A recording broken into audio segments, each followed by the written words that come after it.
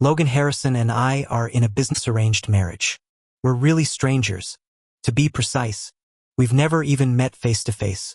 When we accidentally crossed paths at a gala, he used me as an excuse to fend off admirers. Apologies, my partner has a bloodhound's nose allergic to other omega's pheromones. If you stand this close, I'll have to scrub myself raw on my knees later. Exhaustion from scrubbing tends to impair my ability to sign contracts. I was mid-outrage about this character assassination when he frowned at me through his designer frames, retreating 3 paces. You too. Keep your distance. Me? I hate spring. As a pollen allergy sufferer, I count myself lucky to breathe freely 3 days a month. Between the antihistamine haze and preheat fatigue, remaining upright deserves a medal. Common sense dictated I should be homebound, not attending this godforsaken charity auction. Yet here I stand double-masked, double suppressant patched, because nothing screams career-driven omega like risking anaphylactic shock for networking. Isn't that young Master Harrison? Looks just like the tabloid photos. Thought he got married? Rich spouses usually just exist. Why bother showing up? I side-eyed the whispering duo. Freshly returned from abroad, I didn't recognize most guests here. Unfamiliar faces meant unimportant people. Still, I wanted to correct them. It's a merger, not a marriage. Mergers involve corporate tools. Marriages require actual humans who like each other. My partner in this farce? Just another spreadsheet cell. Also, if matrimony turns people into the indolent caricatures they described, marital contracts would be more terrifying than bankruptcy filings. I was preparing to enlighten them when their gazes shifted behind me. Turning instinctively, my allergy-swollen eyes registered details in slow motion. Bespoke suit shoulders tapering into starched collar, sharp jawline gliding past close enough to smell cedarwood cologne through my N95. Wait, that jawline. Blinking, I watched Logan stride past without acknowledgement, signing the guest ledger with flourish. There it was, his name paired with mine on every legal document, yet completely alien in 3-dimensional space. Technically, he was supposed to marry my sister, a free-spirited S-grade omega who'd protested the arrangement by permanently bonding with some bartender 24 hours before the ceremony. Cue my emergency substitution. We'd both skipped the paperwork party, me at graduation ceremonies abroad, him mysteriously absent. Our assistants handled the merger like corporate undertakers. Now, social decorum demanded I greet my contractual spouse. Or it would, if he weren't currently mobbed by omegas. My masks blocked their pheromones, but the visual alone made my eyes water. At the swarm center, Logan dispensed rejections with the weary precision of someone reciting tax codes. When the crowd finally thinned, I approached just in time to hear him recycle that absurd bloodhound analogy to a persistent admirer. Hold up, he has another partner? My assistant's dossier swore he maintained monastic levels of chastity, which meant that bloodhound was me? Slander. Defamation. My sinuses haven't functioned since February. The moment I tried to greet him, the conversation immediately turned confrontational. As I opened my mouth, he happened to turn his head, and our gazes collided abruptly. You're no different. He frowned slightly. Have some self-respect. I froze, stunned for 2 full seconds before realizing the face mask might be obscuring my identity. I yanked it off. No reaction. All right, there's another layer. Tore that off too. Still nothing. Lucas. I pointed incredulously at my own face. Don't you recog? I can see perfectly well, he stated with solemn dignity. But kindly refrain from weaponizing your attractiveness. I gaped. Lucas didn't know what his arranged marriage partner looked like. This revelation shocked me. After the initial astonishment faded, cold logic reasserted itself. Clearly he cared nothing for the individual, only the Anderson family's influence and the strategic advantages of this union. Admirable professionalism. The perfect business ally. My approval must have shown because his frown deepened.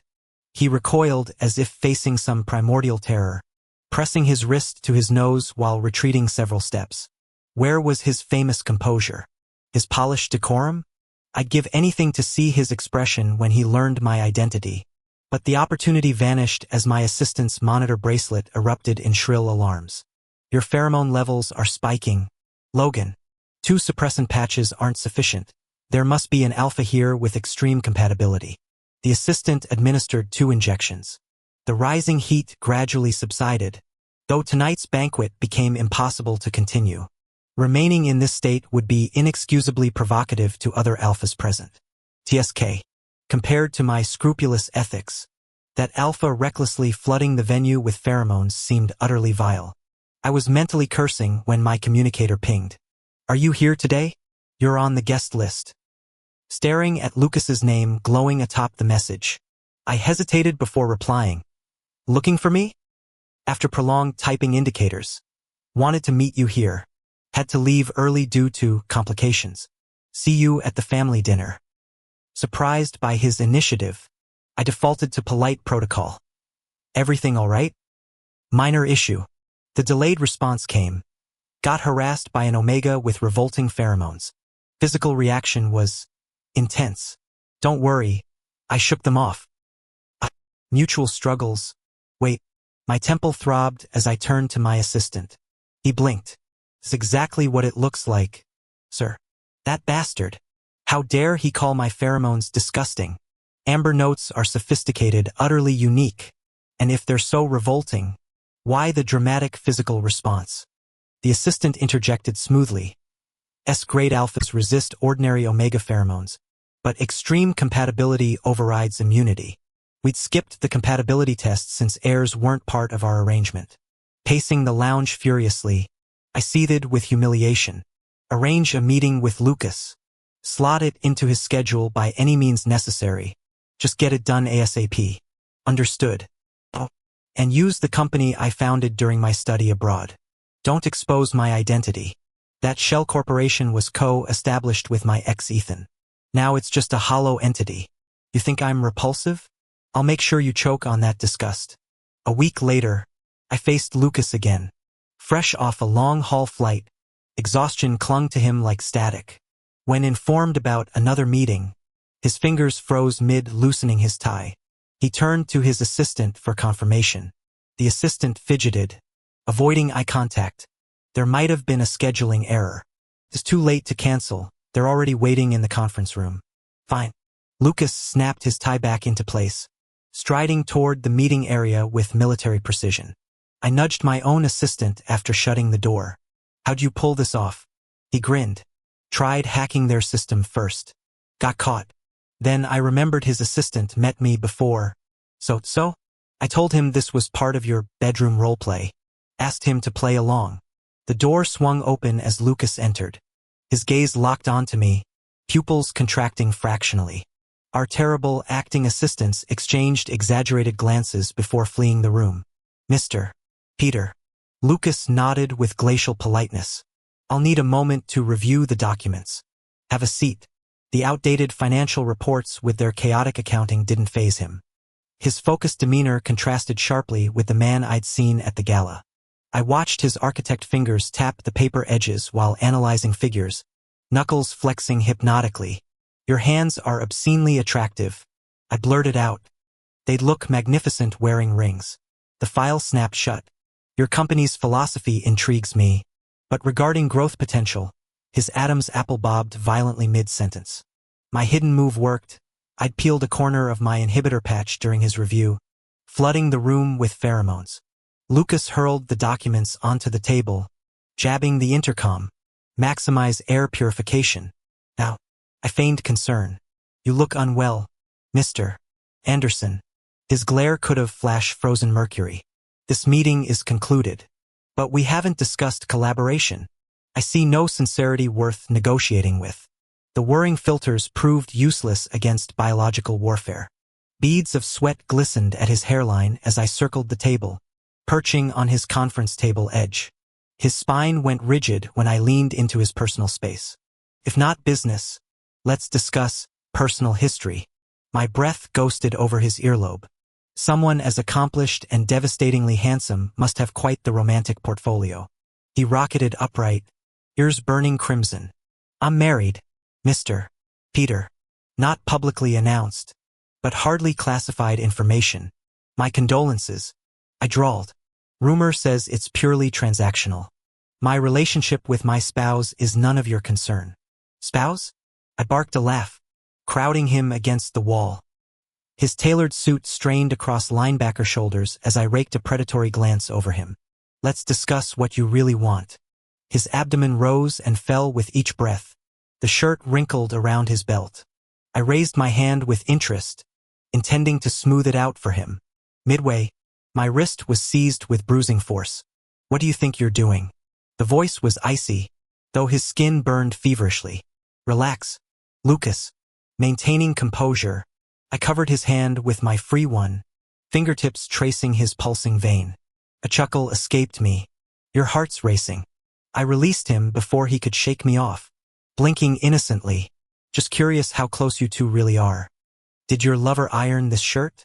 Pick today's outfit? He has his own career. I don't require such services. The unexpected honesty gave me pause. I'd assumed he'd keep up the charade. Lucas reached for his communicator. Jaw taut. Assistant Lynn. Escort our guest out. How direct? Mr. Anderson. The door's recognition system seems malfunctioning. The assistant's voice crackled through. 2 failed attempts later, the automated voice chirped. Error. Unregistered personnel. The downside of over-reliance on technology, even doors forget their masters. I discreetly texted my clever accomplice. Raise approved. The show had barely started.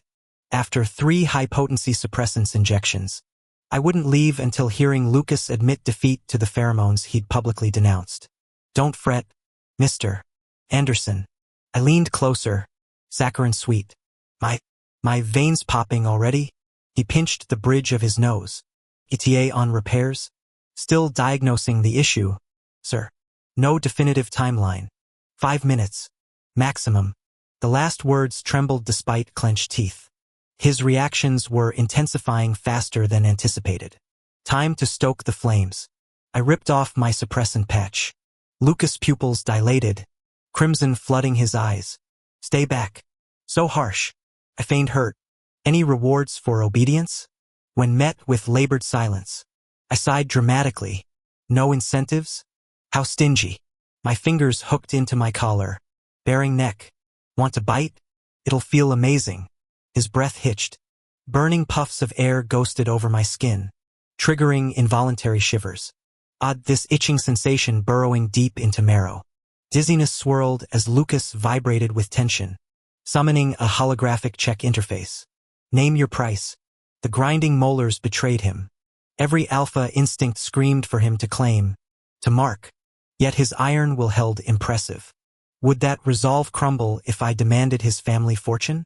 The perks of arranged marriages, full financial transparency. After I accurately stated the number, Lucas visibly stiffened, his already stormy expression darkening further. I don't recall offending you. Can't bear to part with it? I wouldn't either.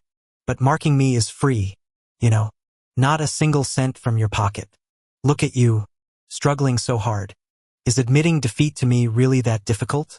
I can only give you half. Lucas interrupted, his fingers trembling as he input each digit. The partner shares aren't mine to control. I froze. He continued through gritted teeth. But consider this, I have all the time in the world to regain losses. You don't have youth left to enjoy. Beneath the haze of desire, his eyes burned with ruthless determination. The unspoken threat hit me like ice water. He'd destroy me. Reputation ruined. Lawsuits piled high. Endless games only he could win. My pulse raced, this gamble was spiraling out of control. I needed to bail. Disasters arrived in threes. My assistant's message blinked urgently. Oh no. Young Master Harrison. Can't roll back the bug fix. Are you okay? Your monitor bracelet's screaming. I woke to familiar ceiling patterns. Disoriented. My fingers flew to the unmarked gland on my neck, then winced at the burning welt around my wrist. Memory fragments surfaced. Failed suppressants. Pheromone chaos. Then, oh right, Lucas had bound me to a desk leg with his tie. The last thing I recalled was a thunderous crash before blacking out. Probably security breaching the door. How did we end up here? The upcoming family dinner invitation made me want to suffocate myself with this pillow. Half a minute into my self-imposed pillow burial, the comms device chimed. I blindly accepted the call. Lucas' gravelly voice muffled through the fabric. Logan. I hastily freed my arm, croaking, "Yeah." His paws felt heavier than my comforter. "Are you unwell?" "Fine," I squeaked, adjusting my vocal settings. Another weighted silence. "I need to confirm something." My stomach dropped. "Here it comes. Was your breakup coerced?" We spoke simultaneously. "By me." "Family pressure." The overlapping words hung awkwardly. I cautiously clarified. "You mean me and my ex?" "I need to know. Was our marriage arranged against your will? A compromise?" "True. My family had pushed it, and Ethan and I hadn't parted amicably." But Lucas' tension suggested deeper concerns. "Why ask now? That Omega harassing me?" He reappeared today as Ethan. "Private investigators revealed he's your Alpha X." I shot through my veins. Then what?" Then I started wondering, did I drive you apart? Is that why he found an Omega with such high compatibility to me? Using his name to get revenge? Gotta admit, the guy's imagination is wild. "Curious?" I asked. "And if that were true, what would you do?" Silence on the other end. "Whatever. This morally upright straight arrow would definitely do the right thing. Graciously return me to my true love." "Relax. I won't let go." I blinked. What happened to Mr. High Morals? He could have challenged me openly. Instead, he chose underhanded tactics. "That's not someone worthy of you. I know our bond isn't deep yet. After wrapping up this project, I'll reduce my workload. Next month, I'm moving in with you." He actually believed it. Watching this misunderstanding snowball, I hurried to explain. No, that was a joke earlier. Ethan and I broke up because he cheated. Our marriage might have been unexpected, but I'm not forcing anything." "Oh, I see." The relieved exhale practically traveled through the phone. The conversation should have ended there, yet Lucas still wouldn't hang up. "Was there something else?" "Yes." "Fine." I waited, bracing for the worst, him discovering the disgusting Omega was me all along. Good thing I'd already planned for this. Well, my assistant did. I just wanted some playful role play. Surely my partner couldn't fault me for that? After an eternity, he finally said, "Logan, I want to buy rings." "Rings?" That Omega mocked my bare fingers. Said they don't look married. Good grief. Since when did I mock him? Weren't those compliments? Can't go a day without twisting my words. "Huh? Of course. If you're unwilling." The melancholy tone carried faint hurt. Something twisted in my chest. I studied my left hand, imagining a band sliding over that finger supposedly connected to the heart. The fantasy suddenly made marriage feel real. Sure, I'll send my size. Instant regret. Not about agreeing, but entrusting his questionable taste. If he picks something hideous, I'll never live it down. I immediately contacted my jeweler friend for designer catalogs. Why not visit the boutique? "I'll join you." Makes sense. After urgent suppressant adjustments, I rushed to the address provided. Stepping out of the car, I froze. There stood Lucas by the entrance. Our eyes locked. Before his disgust could surface, I blurted, "I'm not stalking you. You made it." My friend's voice chirped from behind. Just as my friend spotted me, he walked over and affectionately slung an arm around mine. I picked out a few designs. "Come take a look." Lucas glanced at us, the tension between his brows easing slightly. "You're buying rings too?" "Yeah." Hearing his voice, my friend turned and finally noticed Lucas, surprise flashing across his face. "Wait, aren't you too?" I hastily clamped my hand over his mouth. The abrupt movement exposed the red marks on my wrist. Lucas seemed to recall something unpleasant, his gaze darkening as he pressed his lips into a tight line. After a long pause, he asked hoarsely, "Does it still hurt?" I tied the ropes too tightly that time. My friend's eyes lit up with curiosity. I read his expression loud and clear. "Is this gossip I'm allowed to hear?" "Absolutely not." Mortified, I shoved him toward the store. "Go pick something out first. I'll join you later." When I turned back, Lucas remained rooted in place, his complexion concerningly pale. "Are you okay?" He massaged his temples. "He's a beta?" I blinked. "Yes." "Good." Lucas shoved his hands into his coat pockets. Voice devoid of emotion. Build a proper life with your mate. Stop taking those dangerous jobs. I know you were desperate. I won't pursue charges this time. He still believed I'd been hired by Ethan to humiliate him. Earlier, I'd only clarified why Ethan and I broke up. Not this mess. My friend's head popped out from the store doorway. You guys can talk inside. I promise I won't eavesdrop. Lucas gave him a frosty look. I should go. You look unwell. Let me. He recoiled as I stepped forward. I'm fine. The blatant avoidance made my chest constrict. Was I that repulsive to him? My gaze dropped to his wrinkled coat where an odd bulge protruded from the pocket. Realization dawned slowly. He was clenching his fist so tightly the fabric strained. His entire frame trembled slightly under the expensive wool. I retreated, watching his car disappear into traffic. Eesh, my friend stage whispered, materializing beside me. Weird tension much? Are you two LARPing some enemies to lovers arc? Logan? I snapped back to reality. What? I mean, you guys act like polite strangers? You meant strangers. Semantics. He wasn't wrong. We were strangers. But what about after tonight's family dinner? I couldn't wait that long to explain everything. My phone buzzed with Lucas's incoming call. His voice rasped through the speaker. This might be difficult to say. Lucas suppressed his ragged breathing, his voice coming in gasps. Could I have one of your worn shirts? I'll send my assistant to pick it up. He was already entering rut triggered by my pheromones. Why not come to me directly? I'm your bonded partner. The silence stretched for several heartbeats before he replied hoarsely.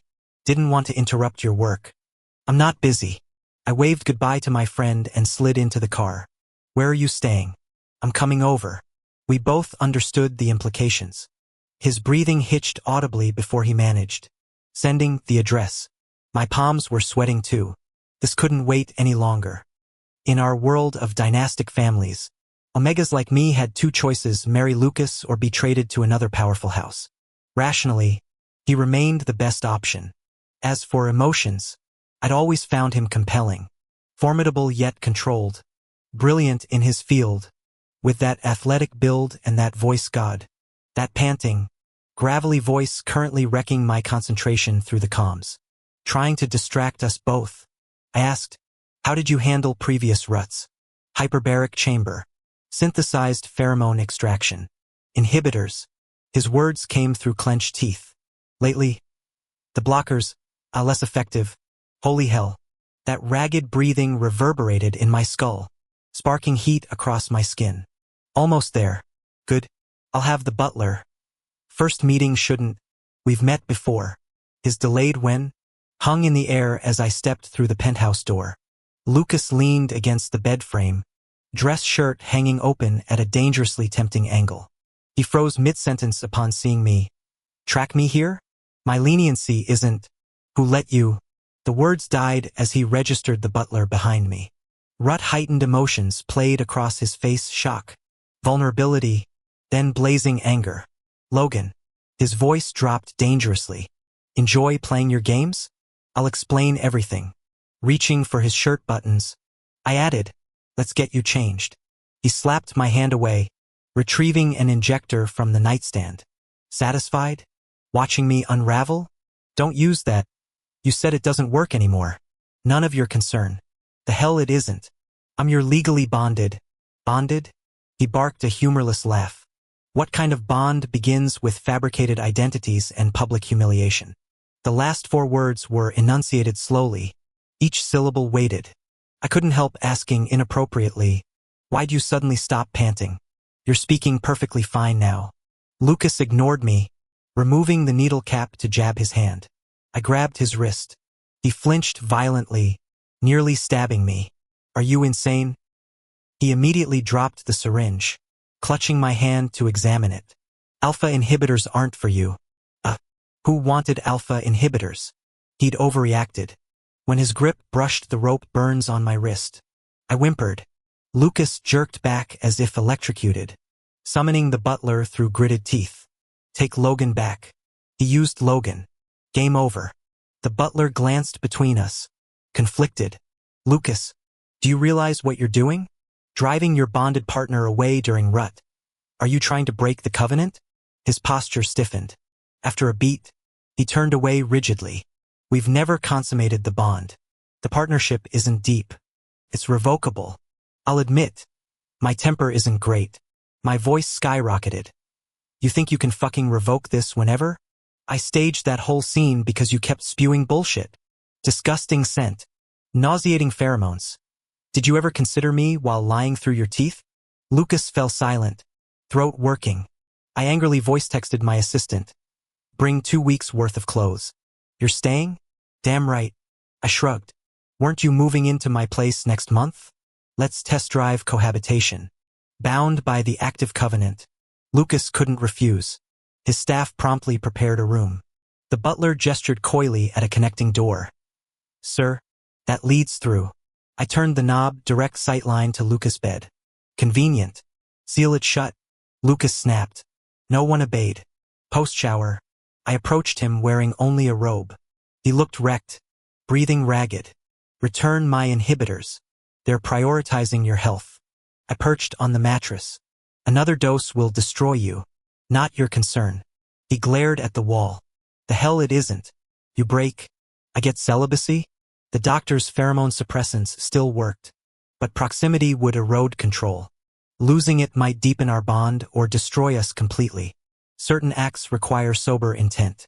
I straddled him. He shoved at my hips in panic. Get off. Ordering me? I palmed his chest, fingers flexing. You? Me? Let's clarify. This mess started because you couldn't recognize me. Do you trust random strangers as substitutes, Lucas, or just not care? No. His lashes lowered. Care. That just proves the Anderson family's incompetence. They couldn't obtain a single photo of me. Not exactly. Then why? Blood rushed to my temples as the silence stretched. Why was extracting answers this excruciating? What possible reason could be so humiliating? I mentally chanted self-restraint mantras. No, Logan, murdering your fiancée is illegal. At the brink of losing it, Lucas finally spoke. I'd rather form my own impressions than rely on preconceived notions from files. The unexpected answer made me tilt forward, locking eyes with him. Now that you have... What's your verdict? Lucas remained silent, body temperature rising steadily. I nudged his abs impatiently until he murmured, Deceiver. Deceiver? I choked out disbelieving laughter. I deceived you once. How many have you tricked? I parroted his earlier declaration in mocking falsetto. My beloved and I have such a wonderful relationship, said while currently evicting his beloved from bed. You don't even flinch when lying through your teeth. The prolonged silence made me anticipate some sharp retort. Instead, he rasped, I'm sorry. It's the most effective deterrent against those pests. The uncharacteristic sincerity deflated my anger. Fine. We're even. I knew when to retreat. Diplomacy separates adults from brats. Let's start over today. Hey. Domestic violence already? Lucas' iron grip hauled me toward the edge, pupils blown wide. Reaching my limit, he panted harshly. You should leave. After all that talk? As he reached for the doorknob, I seized it first. Choose carefully, Lucas. My own restraint frayed, body trembling, pride in tatters. Send me away now, and I'll have lawyers draft termination papers by dawn. His ragged breaths ghosted over my neck, igniting treacherous sparks. Mark me, I demanded hoarsely, if you possess any decency as a partner. The delayed response came muffled against my shoulder. Won't. Ice flooded my veins. This bastard. I'd never debased myself like this for anyone. His dead weight pinned me awkwardly, spine protesting. Then get off. I struggled with my last ounce of strength but couldn't break free from Lucas' grip. Instead, my bathrobe slipped open, leaving me completely exposed. When I tried to crouch down to retrieve it, his large hands pinned my wrists above my head. His scorching breath traveled across my skin before settling with deliberate intensity over my scent gland. Don't remove it, he growled, belatedly realizing that the locked door had been my only protection. Couldn't you just take some suppressants? I hissed, clutching the blanket around me as Lucas continued rattling the doorknob. The pathetic barrier surrendered instantly when he shouldered through. His overpowering leather scent engulfed me. Since Lucas marking, my pollen allergies had mysteriously vanished along with my anosmia. Now I almost wished for nasal congestion again. Your pheromones smell revolting. Revolting? Lucas agreed absently, maneuvering me against the wall. That'll change soon. My back hurts. He adjusted his stance. My knees are sore. Another positional shift. I can't stand. Lucas anchored me against his torso, breath hot against my ear. Was Ethan the one calling you last night? Honey? I froze. He'd been awake during that call? After Ethan's messy breakup with his junior, followed by career setbacks and family favor shifting to his brother, my ex had come crawling back with tearful regrets. I'd thoroughly enjoyed listening to his pathetic sobs post-coital, grinning through 30 minutes of his whining before hanging up. My sweetheart so popular, Lucas murmured, teeth grazing my neck. Ex-alphas pining, beta friends on standby. Unlike me, who only has you. You fucking animal. Ease up. My husband Lucas was a master manipulator. This epiphany struck 2 years into our marriage. What? You exchange goodnight kisses every evening? He exclaimed with feigned surprise during our meeting with the newlywed clients currently cuddling through contract negotiations. When I remained silent, he sighed dramatically. Not that I mind. Having Logan beside me is enough, kisses or not. I slid the proposal across the table. Congratulations on your union. Shall we celebrate by adjusting the profit margin to 10%? Later, Lucas kept sighing pointedly until my glare silenced him. Post-shower, he sat docilely watching me work. Classic manipulator tactics. False humility, strategic vulnerability. Birrar. Chilly, he complained, tugging his slipping collar to expose more sculpted pectorals. I side-eyed his glistening chest. Go to bed if you're cold. My cold bed feels even emptier without a wife. I'll come after finishing this page. I was still quite soft-hearted. After the prolonged bedtime activities, I leaned over to plant a kiss on his lips. Good night. 1 second. 2 seconds. Lucas remained motionless. Had he frozen? I opened my eyes and unexpectedly met his darkened gaze. My heart dropped. This was bad. Wife, there'll be no good night. This is really exciting. The Andersons maintained an enviable marriage, still acting like newlyweds after decades together. Growing up surrounded by their affection, Lucas had always yearned for such companionship. When the Harrison family arranged their marriage alliance, he'd been the most thrilled. I'm getting a wife. On Logan's graduation day, Lucas cleared his entire schedule. They never actually met. He only caught a glimpse of Logan's back through the private booth's doorway. The young Harrison heir appeared intoxicated, slumped against someone's shoulder while slurring. Who's more pathetic than me? Jumping straight from ivory towers into marital graves. I hope that bastard Lucas knows his place and stays out of my career. Lucas lingered briefly at the threshold before quietly leaving his floral arrangement by the entrance. True to his word, he never interfered in Logan's life, though he followed every career milestone obsessively. The negotiation victory over multiple alphas. The startup rocketing into S-City's top 10. Impressive. Exactly what I'd expect from my wife. Truthfully, he'd lied about never seeing Logan's photos from the investigation. He simply understood himself too well. If those fantasies gained a face, well, he'd absolutely have printed them for private viewing. Sometimes the bitterness overwhelmed him. Why couldn't he have the intimate marriage his parents shared? That simmering resentment finally boiled over when an Omega tried cozying up to him. Enough was enough. He wanted his wife.